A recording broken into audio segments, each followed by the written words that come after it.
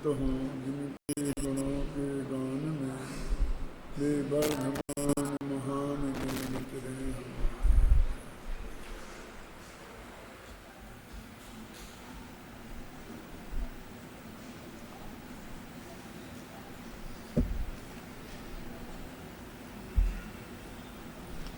ये अपना गाथा 109 से 112 तक चल रहा है, जिसमें अपन समय सार के अनुशीलन में पेज नंबर 179 पर पढ़ रहे थे, है ना।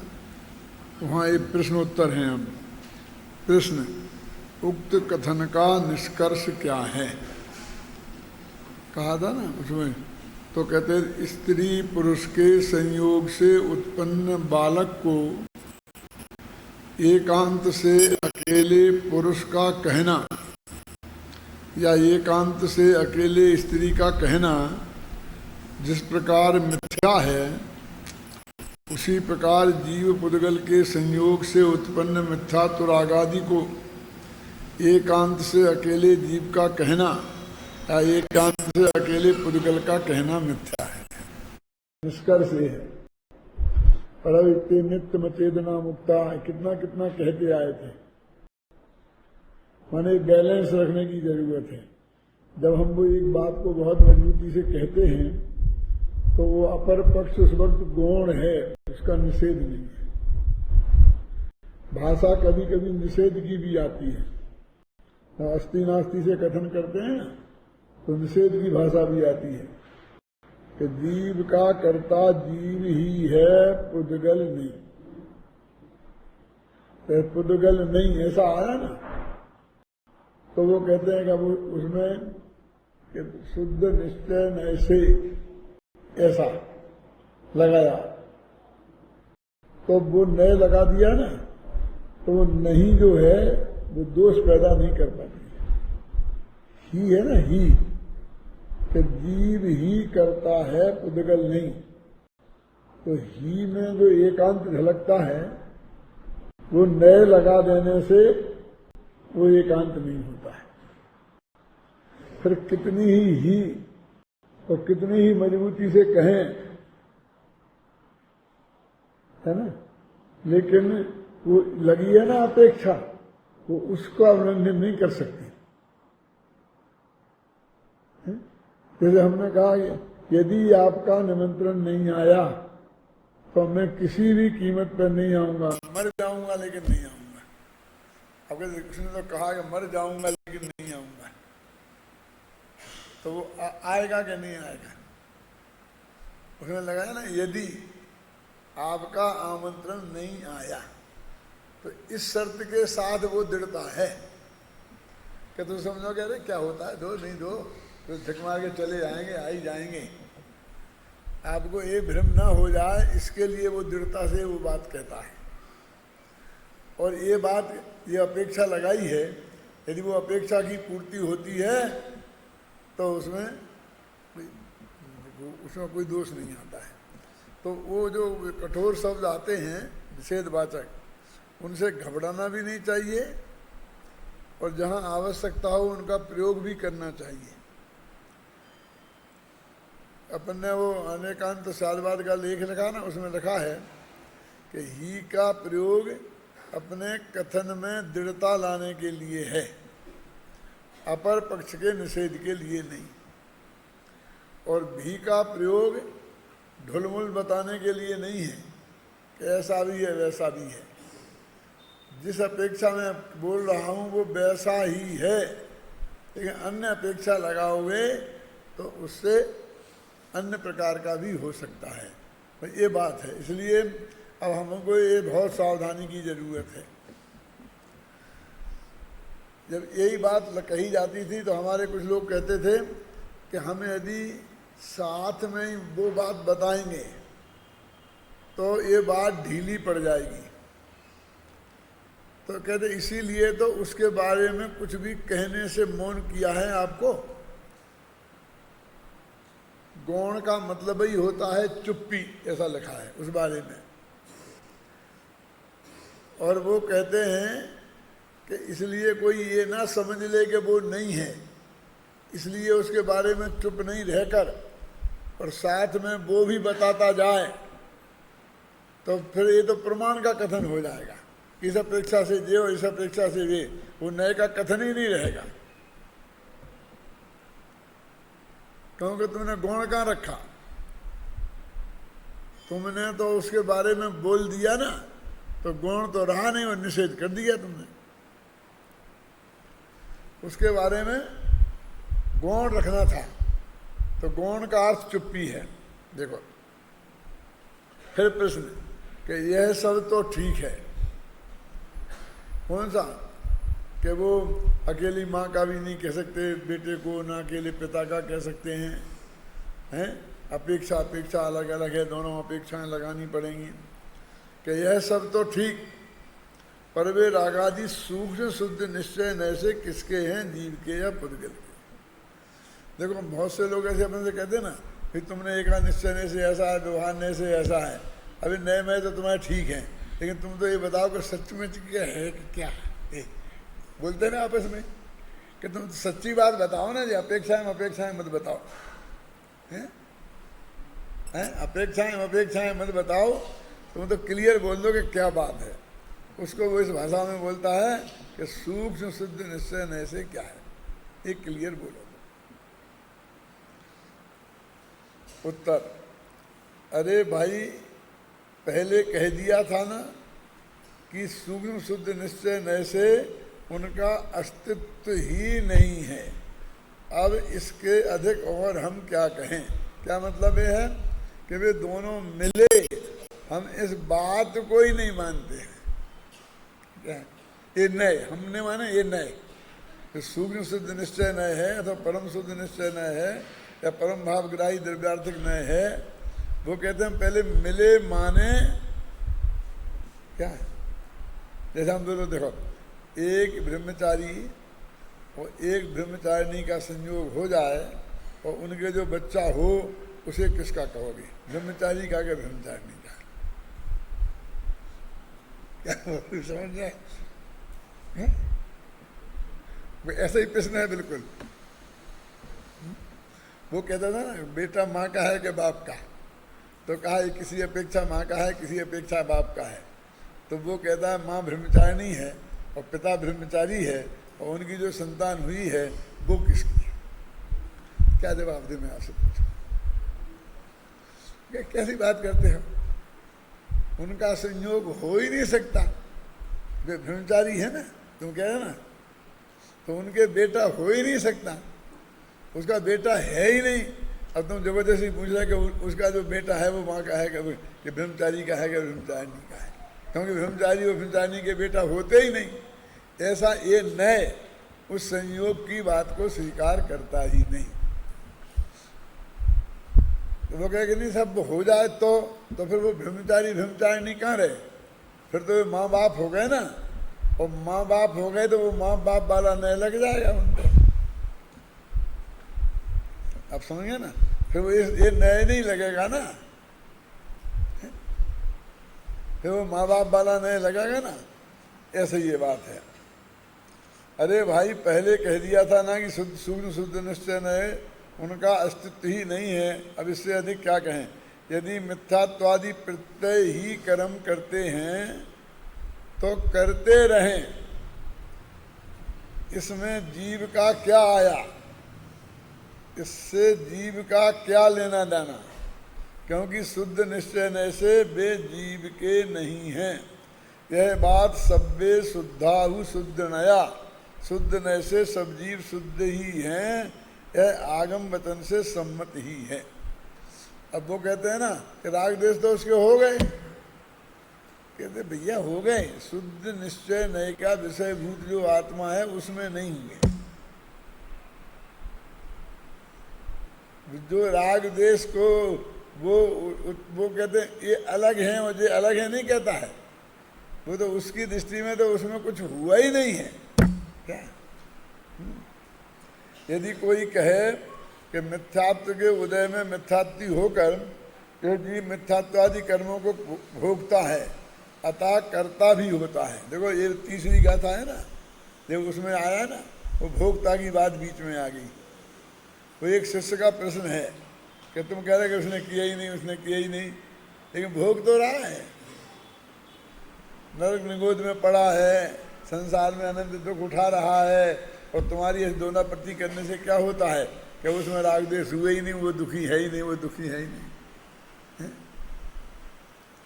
ऐसा नहीं लगता बिल्कुल दोना प्रति कर रहे हैं, जबकि वो इतना दुख उठा रहा है। कि यह कथन ठीक नहीं है, क्योंकि शुद्ध निश्चय नय से आत्मा कर्मों का भोगता भी नहीं है।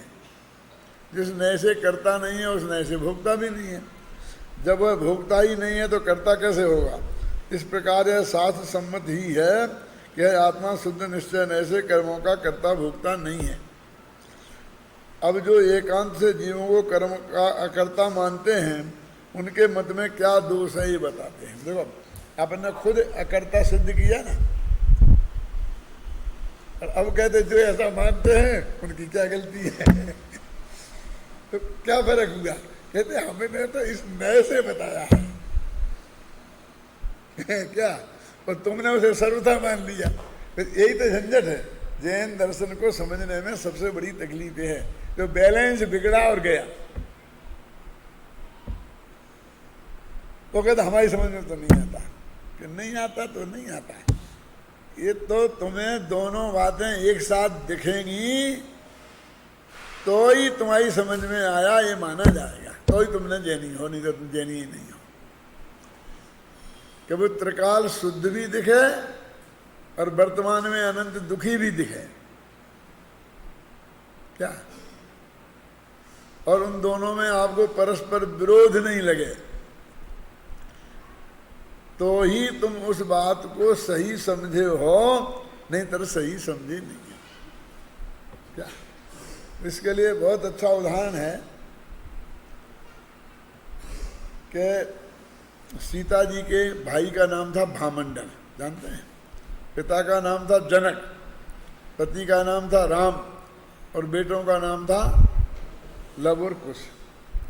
अब मैं ये पूछना चाहता हूँ कि सीता माँ थी, पत्नी थी, बेटी थी या बहन थी? तो आप कहें चारों थी, ये तो सीधा सच्चा जवाब है। तो चारों थी तो फिर चारों होंगी तो कितना परसेंट माँ थी, कितना परसेंट बहन थी, कितने परसेंट पत्नी थी और कितने परसेंट बेटी थी? बोलो। कहने नहीं, चारों ही 100% थी। तो एक इकाई में 400% होते हैं? कहाँ होते हैं? अपनी अपनी अपेक्षा से। कि इसकी जांच करें तो ये कहते हैं, अब जरा सीता जी को जरा बगल में खड़ा कर दो। सीता जी को तो इसलिए लाया हूं मैं कि जिससे आपके दिमाग में पवित्रता रहे, और उदाहरण को आप यहाँ वहाँ भटका के नहीं ले जाएं। एक महिला के सामने उसके पति को, बेटे को, भाई को और पिता को खड़ा कर दें, चार को, और उससे ये कहें कि मुझे एक आदमी को मारना है, तो तू बता कि इन चार में से मैं किसको मार दूं? क्यों? वो जवाब दे सकती है कोई?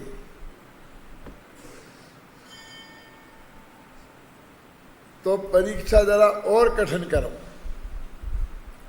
कि मैं 1 से लेके 5 तक बोलूंगा और इसके बीच में तूने नहीं बताया तो मैं चारों को मार दूंगा। क्यों? अब सवाल मारने का नहीं रहा, तो बचाने का रह गया ना, कि वो 5 मिनट के अंदर 5 बोलेगा वो, तब तक वो चाहे तो 3 में से जिनको चाहे वो बचा सकती है। अब तो बोलना ही पड़ेगा ना दिलीप जी, कहाँ बोलेगी तो क्या बोलेगी कि मुझे मार दो। उन 4 में से किसी को मार दो वो नहीं कह सकती है। अब तो सीता जी को तो अपन ने अलग कर दिया था ना, इसलिए किया था, वो बात आगे कहता हूं कि कोई महिला कदाचित ये सोचे, सीता जी तो नहीं सोच सकती थी कि भैया ये तो बहुत कठिन बात है, अब 3 को बचाना है, 1 को मर जाने दें तो 3 बच सकते हैं। अब इसलिए कहेगा पिता तो क्या है, उनकी उम्र हो ही गई है? साल 2 साल में जाने ही वाले हैं। बाकी तो अभी पति भी जवान है, बच्चे छोटे छोटे हैं, भाई भी जवान है, तो एक कह दे भाई इसे वो मार दो, कह सकती है? यदि वो कोई महिला कह दे तो मैं कहूंगा कि वो बेटी ही नहीं है। कि साहब कैसे नहीं है? बेटी तो है उसकी। कि जब वो उसे मारने की कह रही है तो काहे की बेटी? हम उसे बेटी मानने को तैयार नहीं, उसका बेटी बना तो उसी वक्त खत्म हो गया। फिर वो ये सोचे कि पति रहेगा तो बच्चे तो बहुत पैदा हो जाएंगे क्या, इसलिए कह दे बच्चों को मार दो, कह सकती है? नहीं। यदि कह दे तो मैंने सीता जी को इसलिए अलग किया था, है? तो हम उसे मानेंगे कि वो सच्ची मां ही नहीं है। अब ऐसे ही भाई का लगाओ, ऐसे ही पति का लगाओ, यानी वो कभी नहीं कह सकती है, क्योंकि उसकी दृष्टि में 4% उसके लिए समझ लो उपादेय हैं, ग्रहण करने योग्य। अब जो बेटा है उसकी दृष्टि से उसे 100% वो माँ ही दिखना चाहिए। है तो वो पत्नी भी है उसी वक्त, और बहन भी है और बेटी भी है, लेकिन बेटे की निगाह में यदि वो पत्नी दिखी तो वो बेटा नहीं, समझना। अभी तो वो मानी की बात चल रही थी ना, अब बेटे की तरफ आ गई है वो किसी की पत्नी, और जैसा पति पत्नी का व्यवहार होता है वो उसके साथ वैसा ही करेगी, तो भी बेटे को दृष्टि में 1 सेकंड को भी यदि उसका पत्नीपन ख्याल में आया तो वो बेटा नहीं। ऐसे ही पति को, कि पति को जो बेटे की माँ है लेकिन माँपन याद आया उसमें, तो वो पति नहीं, फिर वो पति नहीं रह सकता। ऐसे ही चारों पे लगाओ, भाई को बहनपन के अलावा कुछ और दिखा, अब उसे दिखना नहीं चाहिए, वो उसमें रहेगा और उसे नहीं दिखना चाहिए। देखो कैसी गजब बात है, उसमें माँपन भी रहेगा, बेटीपन भी रहेगा, पत्नीपन भी रहेगा, और भाई बहनपन जो भी है वो रहेंगे चारों, उनको वहां से हटाया नहीं जा सकता। और इन चारों को अपनी दृष्टि में से हटाना पड़ेगा, और दृष्टि में ऐसी ताकत है, और ऐसा हम निरंतर करते हैं। पापी से पापी, व्यभिचारी से व्यभिचारी, रावण जैसा आदमी भी अपनी माँ, बेटी और बहन के साथ जैसा व्यवहार उसने सीता से किया वैसा व्यवहार किसी कीमत पर नहीं कर सकता, है ना। माने उसमें चारों चीजें कूट कूट के भरी हैं, लेकिन हमारी दृष्टि में ऐसी ताकत है कि उन जो हमारे अपेक्षा वो है, तो सिर्फ हमें वो ही दिखे और बाकी कुछ नहीं दिखे। इस उदाहरण को थोड़ा और शार्प करें जिससे आप ही समझ में आएगा।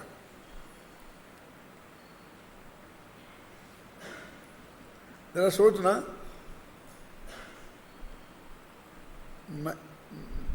बाप और बेटे भोजन करने बैठे थे और माँ और पत्नी परोस रही थी।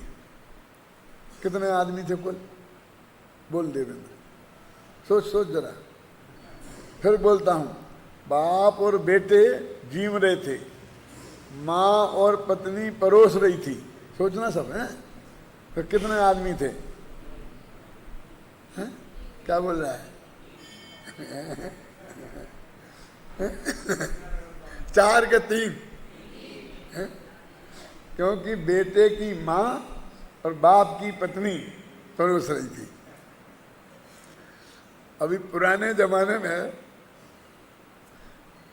बहुत समय तक पत्नी पति से बात तक नहीं करती थी सबके सामने, यहाँ तक कि उसकी थाली में रोटी भी नहीं परोसती थी। वो अपने देवर की ससुर की थाली में परोसेगी और फिर वो उसे उसके पति की थाली में ट्रांसफर करेगा। ऐसा हमने देखा है। क्या क्या ऐसा था। इतनी वो मर्यादा बहुत दिनों तक रहती थी, फिर 10-5 साल बाद टूट जाती थी। लेकिन वो माँ इससे ज़रा आगे के ज़माने की हो गई थी।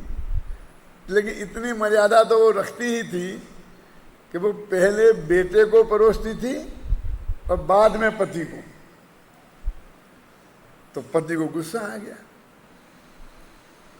कहे सुनती है, मैं देख रहा हूं बराबर कि तुम पहले बेटे को परोसती थी है और अब मुझे बाद में परोसती है, ऐसा क्या है, क्यों ऐसा करती है? तू बोल, तू इसकी पत्नी है कि मेरी? क्या कहा? समझ में क्या प्रश्न किया उसने? मुझे बाद में परोसती, इसे पहले परोसती है। तू इसकी पत्नी है कि मेरी? उसने कल्पना भी नहीं की थी कि कोई आदमी ऐसा प्रश्न भी उससे कभी कर सकता है। और कोई नहीं, उसका पति। उसे गुस्सा तो बहुत आया, लेकिन सन्नाटे में आगे रहेगी, चुप रहेगी, क्योंकि वो गुस्से में था। दोनों ही गुस्से में बोलेंगे तो बहुत मुश्किल हो जाएगी ना। लेकिन बेटा तो बाप का था ना, उसमें भी उतनी तेजी थी कि पापा क्या कहा तुमने? अब कहा सो कहा, द्वारा मत कहना, मैं तुमसे पूछता हूं कि तेरी मां है कि मेरी?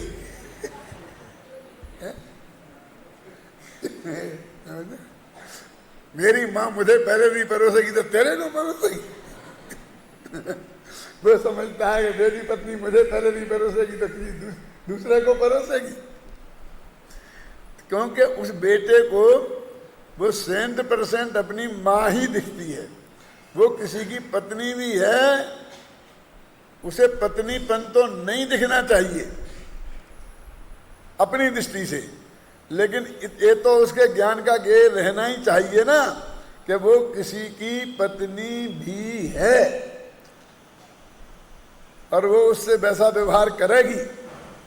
ऐसे ही पति को भी ये ध्यान में तो रहना ही चाहिए, भले ही उसे वो माँ के रूप में ना देखे, लेकिन अब ये किसी की माँ है, इतना ध्यान तो उसे रहना ही चाहिए ना। तो जैन दर्शन ऐसी तलवार में धार चलने जैसा है कि जब जिसकी जो अपेक्षा चल रही हो, वही दृष्टि आप पूरी तरह से निगाह में रखो और दूसरी बात बिल्कुल उसके बारे में चुप।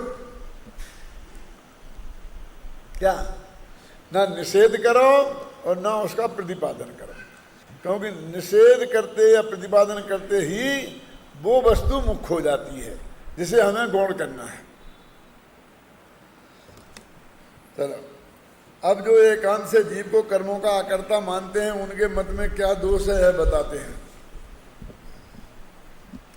यदि एकांत से अकर्ता कहा जाए तो जिस प्रकार शुद्ध निश्चय नय से अकर्ता है, उसी प्रकार व्यवहार नय से भी अकर्ता पने को प्राप्त होगा। क्योंकि तुमने पूर्णता माना कि पूरी तरह अकर्ता ही है, तो फिर सब नयों से अकर्ता हो जाएगा। पूर्णता का मतलब क्या? इस नए से अकर्ता है और तुम कहोगे नहीं नहीं नहीं वो तो अकर्ता ही है, तो फिर तो वो सब नयों से अकर्ता हो जाएगा ना। सर्वथा अकर्ता मानने पर संसार के अभाव का प्रसंग प्राप्त होगा। यदि इस जीव ने कर्म नहीं किए तो ऐसे कर्म बंद क्यों होगा? अब जरा समझना, जो अपन बात हमेशा कहते रहे ना, उससे अब उल्टी बात आएगी, बिल्कुल घबराना नहीं पूरी तरह से। देखो, राग हमसे भिन्न है और राग पुद्गल है, कह रहे ना। तो जैसा देह भिन्न है वैसे ही राग भिन्न है। नहीं, क्वालिटी तो अलग है, क्योंकि राग तो चेतन की पर्याय है, उसे तो पुद्गल अध्यात्म में कहा है। अब राग तो है ना, अब राग भी दो तरह का होता है, एक तुम्हारा राग और एक मेरा राग। अब मेरा राग मेरे से भिन्न है और तुम्हारा राग मेरे से भिन्न है, इसमें कुछ अंतर है कि राग भिन्न है, इसमें काम चल जाएगा?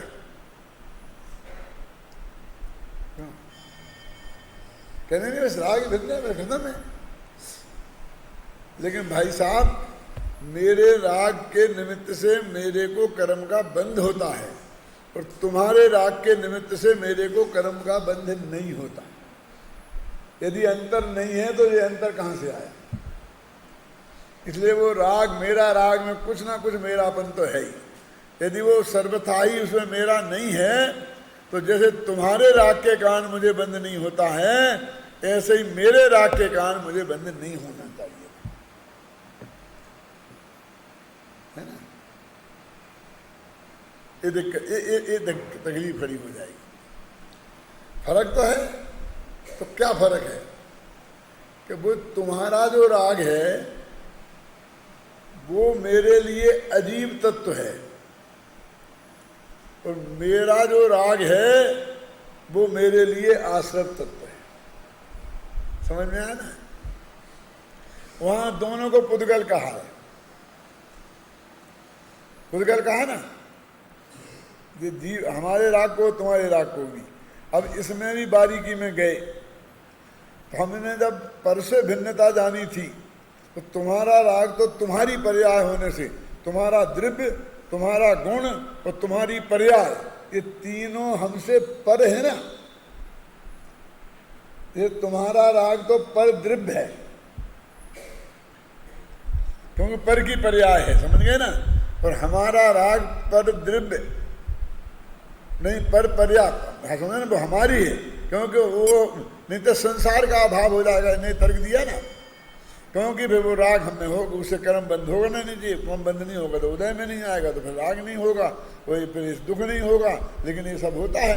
यदि तुम ऐसा मानोगे कि व्यवहार न से भी ये आत्मा रागादि का करता नहीं है, तो संसार के अभाव का प्रसंग हो जाएगा। संसार क्या? संसार माने क्या भैया? ये स्त्री पुत्र घर मकान, ये इसका नाम संसार नहीं है। ये जो लोग तीन लोग का नक्शा बनाते, इसका नाम संसार नहीं है। इसका नाम तो लोक है।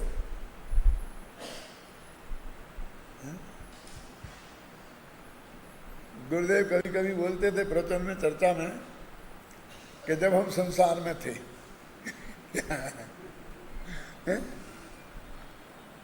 तब एक दफे हम दुकान पर बैठे थे। एक केस में हमको बड़ौदा जाना पड़ा गवाही देने। तो मैं हंसता था कि गुरुदेव अभी आप मोक्ष में हैं क्या?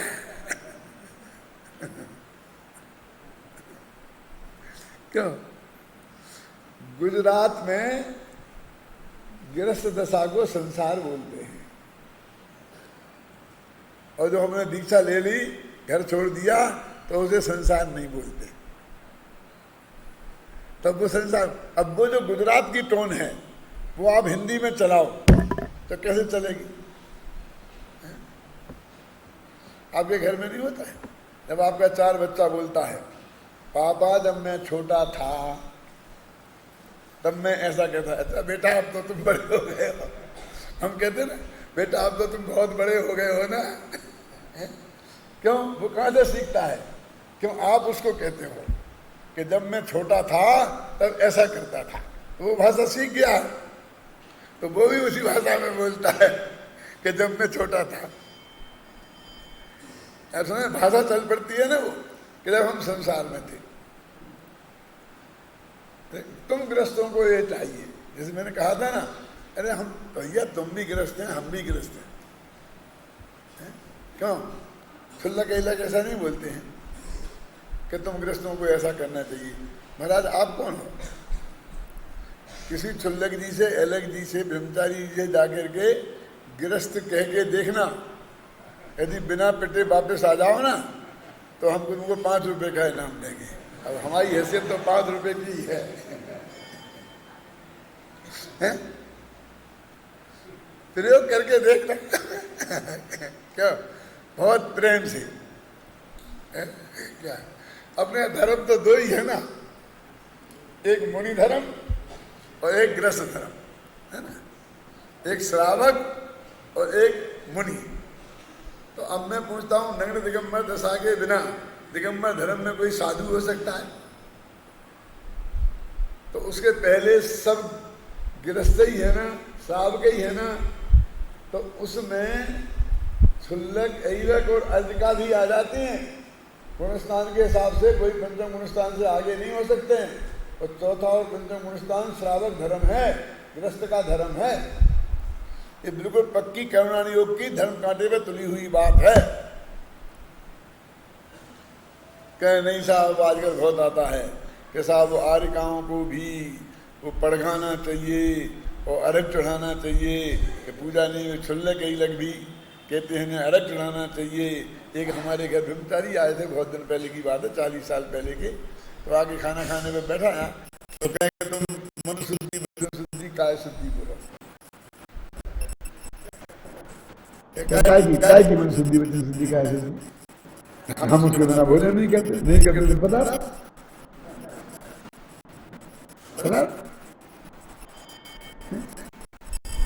कभी भी जल्दी बोलो, हमको जल्दी जाना है।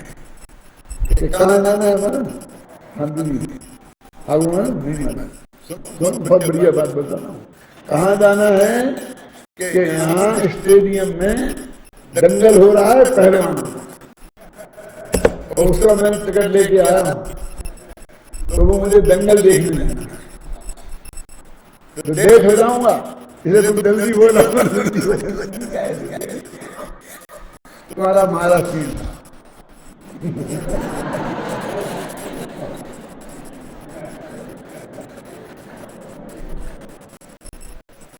तो सच्ची घटना है, जब हम ऊपर रहते थे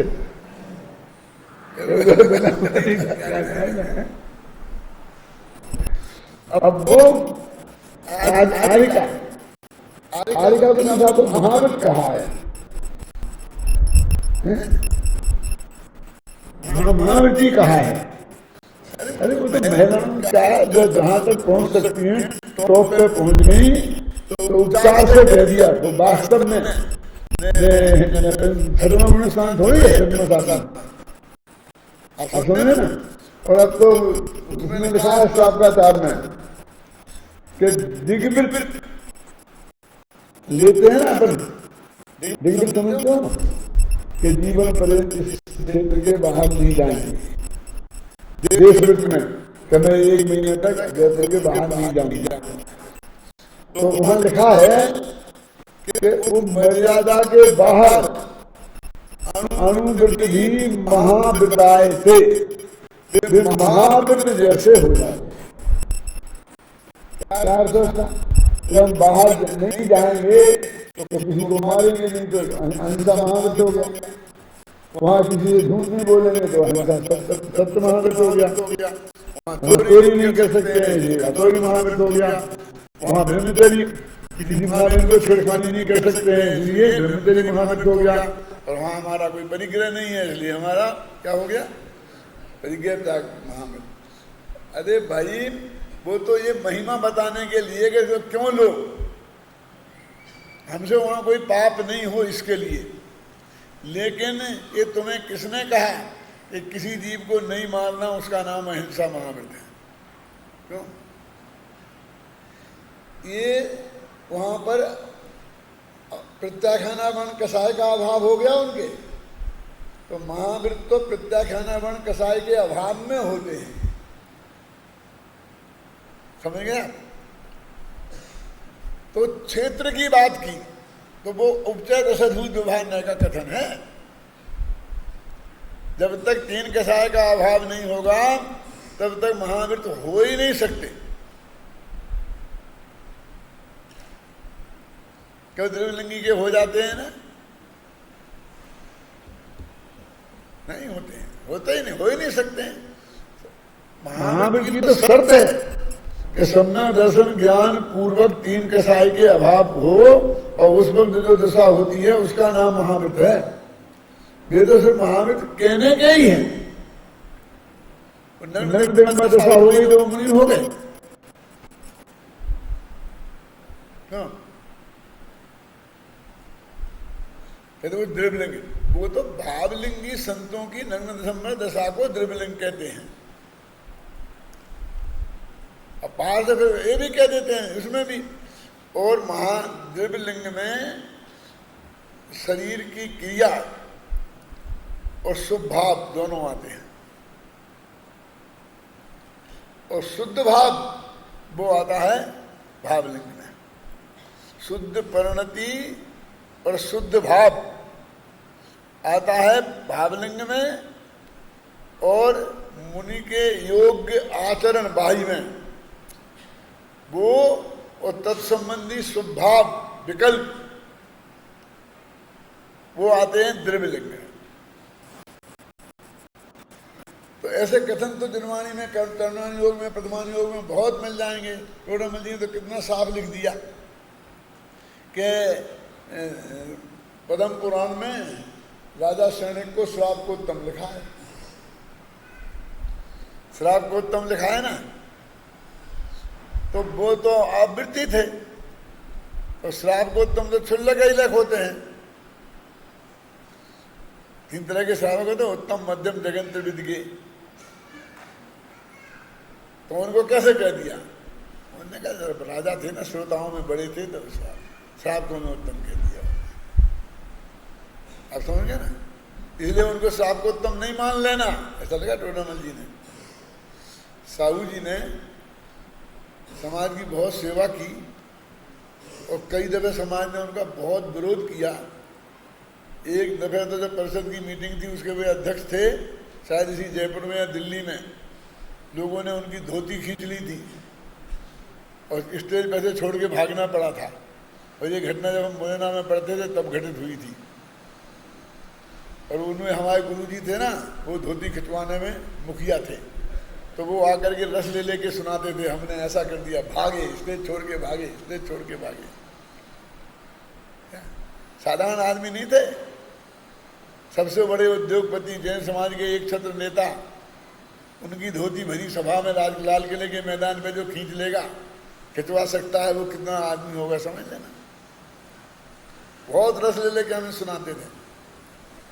फिर उन्हीं साहू जी को सम्मेद सकल में पंचकल्याणक हुआ, तो उन्हीं पंडित जी ने मिलके और सब ने मिलके उन्हें श्रावक शिरोमणि की उपाधि दी।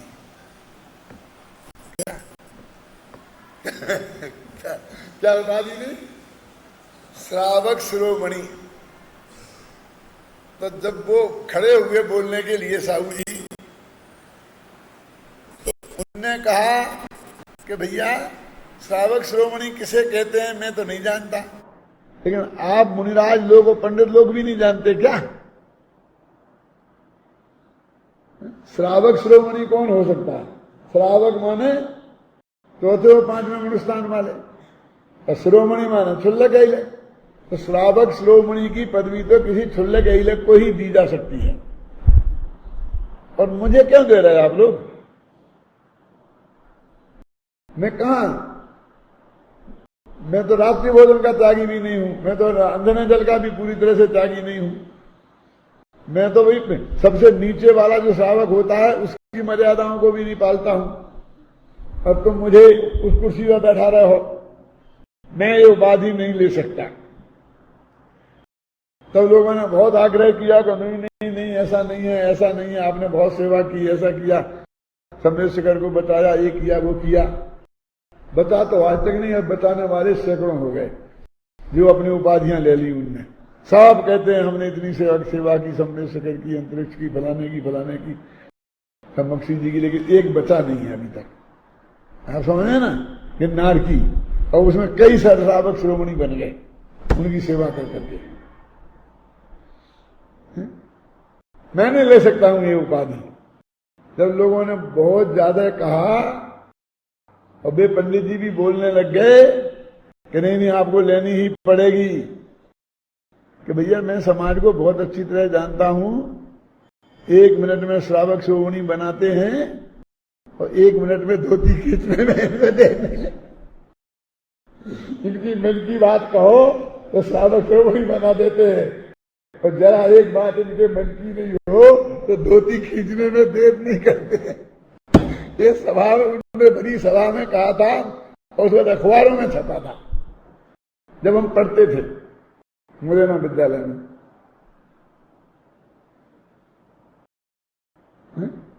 ये सन 47 से 52-53 के बीच की बात है, मैं जो आपको बता रहा हूं। तो भाई ऐसे कथनों को तो पद्म पुराण को पेश कर दिया, वो सर्वोत्तम था। ये तत्व के निर्णय में पद्म पुराण काम नहीं करता है, आप समझिए ना।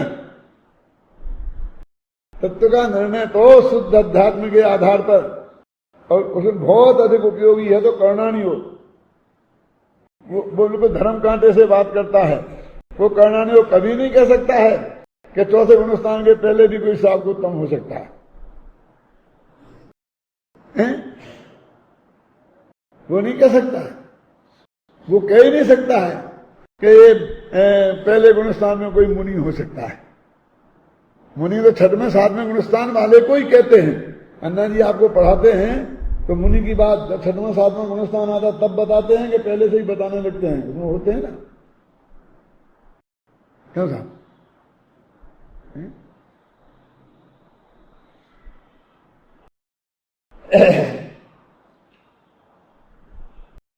देखो, यदि एकांत से अकर्ता कहा जाए तो जिस प्रकार शुद्ध निश्चय नय से अकर्ता है, उसी प्रकार व्यवहार नय से भी अकर्तापने को प्राप्त होगा। सर्वथा अकर्ता मानने पर संसार के अभाव का प्रसंग प्राप्त होगा। ठीक है, एक दूषण तो यह आता है और दूसरा दूषण यह आएगा कि उनके मत में आत्मा किसी भी अपेक्षा कर्मों का वेदक भी नहीं रहेगा, क्योंकि सांख्य आत्मा को भोक्ता मानते हैं। इस कारण उन्हें स्वमत के व्याघात का प्रसंग आएगा। यदि वो अभोक्ता कहेंगे तो सांख्यों जैसा मानना पड़ेगा, तो स्वमत के आघात का प्रसंग, मतलब तुम्हारा खुद ही का मत खंडित हो जाएगा। ये सब न्याय की भाषा है, स्वमत के आघात का प्रसंग आएगा। इससे यह सिद्ध हुआ कि गुणस्थान संज्ञा वाले प्रत्यय ही कर्म करते हैं। ये गुणस्थान का क्या नाम है? प्रत्यय। ये व्याकरण के प्रत्यय अलग होते हैं, ये धर्म के प्रत्यय अलग होते हैं, व्याकरण के उपसर्ग अलग होते हैं और धर्म के उपसर्ग अलग होते हैं। जानते हो प्रत्यय और उपसर्ग में क्या अंतर है व्याकरण की दृष्टि से? जानते हो? बहुत बोल रहे हैं।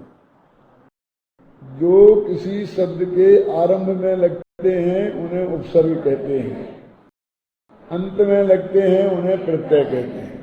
ठीक है, उपसर्गेण धात्यर्थो बलादन्यत्र नीयते। उपसर्ग लग जाए तो जैसे मुनियों को उपसर्ग लगता है ना, वैसे उन शब्दों को भी उपसर्ग लग जाता है और उनका अर्थ बदल जाता है।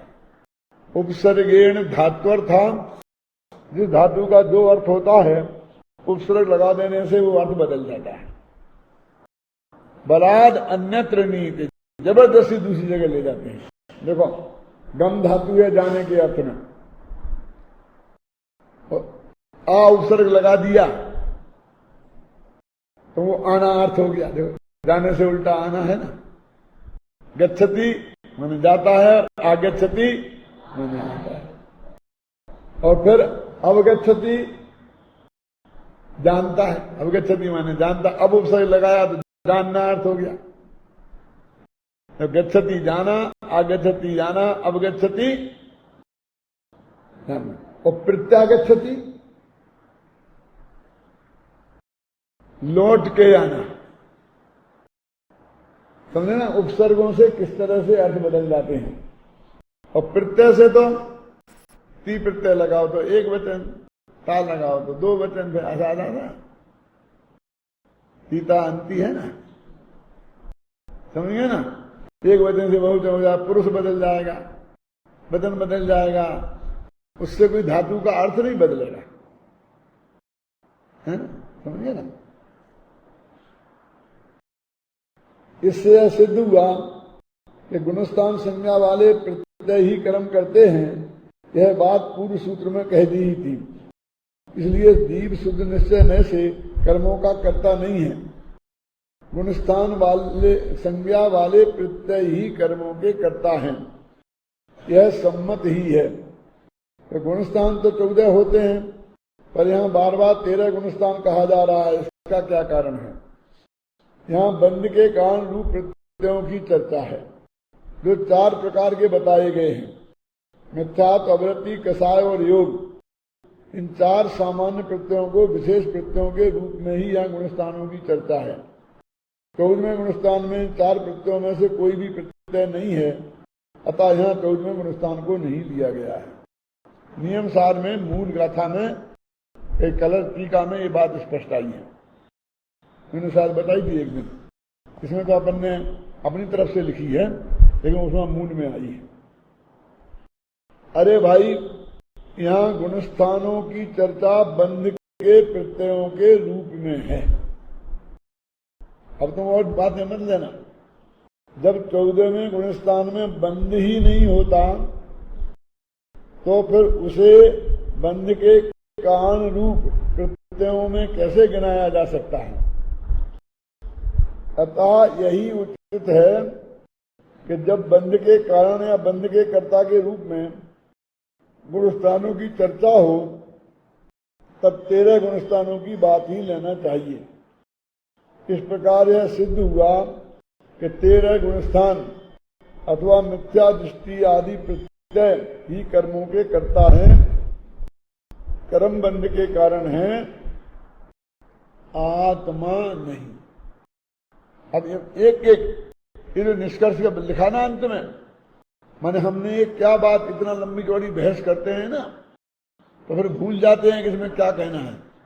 बीच में पूर्व पक्ष भी आता है, उत्तर पक्ष भी आता है, तो हम यहाँ गड़बड़ा जाते हैं। इसलिए अंत में हम निष्कर्ष लिख देते हैं कि भाई इसमें इस तरह के सारे प्रकरण का सार ये है कि हमने ये सिद्ध किया है। देखो लिखते हैं ना, बच्चों की कहानियां होती हैं, तो पूरी कहानी हम सुनाते हैं, फिर अंत में लिखते हैं कि इस कहानी से ये शिक्षा मिलती है। ये नहीं लिखे तो वो विद्यार्थी उससे वो शिक्षा निकाल पाएगा कि नहीं निकाल पाएगा, इसकी संभावना बहुत कम है। कल नहीं ना, इसलिए निकाल के हम देते हैं। और मैंने कहा उल्टा निष्कर्ष भी निकाला जा सकता है। जैसे कल ही मैंने उदाहरण दिया था ना, वो भरत चक्रवर्ती वाला, ऐसा एक और उदाहरण इसमें बहुत बढ़िया है कि एक बहुत अच्छी तरह नाटक तैयार किया हरिश्चंद्र। लिखा था किसने? भारतेंदु हरिश्चंद्र ने हिंदी में ये राजा हरिश्चंद्र नाटक लिखा है। उसको प्रस्तुत किया बहुत बड़े पैमाने पर। तो पत्रकार लोग आए।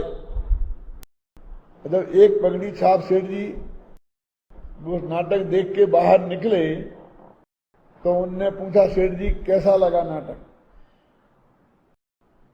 तो बहुत अच्छा। कि क्या सीखने को मिला? कि ये सीखने को मिला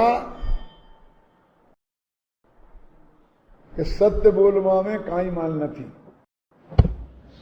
हरिश्चंद्र जैसे दर दर के भिखारी बनना हो, पत्नी बच्चों को खोना हो, राज्य खोना हो, तो सत्य बोलना।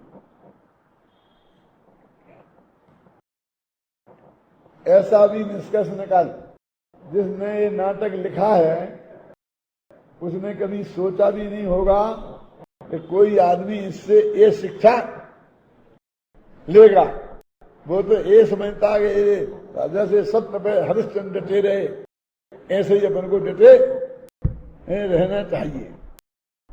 मैं इससे क्या कहना चाहता हूं कि नाटक कैसा लिखना चाहिए, घबराना नहीं। हरिश्चंद्र कवि पे मैं प्रश्नवाचक नहीं लगा रहा हूं कि जिसका एक ही तरफा संदेश जाए। तुम यथार्थ के नाम पर सब कुछ दिखाओ, जेब काटना, जेब कतरे ने कैसी कैसी जेब काटी, और बताओ कि आप जेब कतरा खूब करोड़पति हो गया, आप ठाट बाट से रहने लग गया। क्यों? तो इसके लिए बताओ। कि उसे बताओ तो जेल हो गई, कैसी उसकी दुर्दशा भई, ये बताओ। जबकि बहुत से जेब कटरे करोड़पति बन के बहुत मजा करते हैं। सत्य तो ये है, यथार्थ, लेकिन ये ऐसा दिखाया नहीं जाना चाहिए। फिर भी आप यही दिखाओगे उसे जेल हो गई, ये हो गई, वो हो गई, तो भी जेब कतरे लोग उसे देखकर जेब कतरने की एक नई तरकीब सीख सकते हैं। चोर लोग ताला तोड़ने की एक नई तरकीब सीख सकते हैं, उसे तिजोरी खोलने की एक नई तरकीब सीख सकते हैं। क्या कि यदि उसे कोई छत तो गलवाना हो तो कैसी पिटाई करना चाहिए तो वो सब तो गल देगा, ये भी सीख सकते हैं। ख्याल नहीं कि नहीं? दुरुपयोग तो किसी भी चीज का हो सकता है, लेकिन फिर भी इतनी सावधानी अपेक्षित है कि उसका कम से कम दुरुपयोग हो और अधिक से अधिक सदुपयोग हो। ऐसा जुर्मानी में भी है कि हम उस चीज को किस रूप में प्रस्तुत करें कि जिससे अपर पक्ष की किसी का ध्यान जावे ही नहीं, सीधा सही अर्थ ही उसके ख्याल में आए, और बाकी कुछ दुष्ट लोगों के लिए फिर छोड़ दें, क्या क्या करें। अब उनका बुरा होना ही होगा, और टोलरमल जी की भाषा में कि उनका भविष्य विचार करके ही संतोष होता है।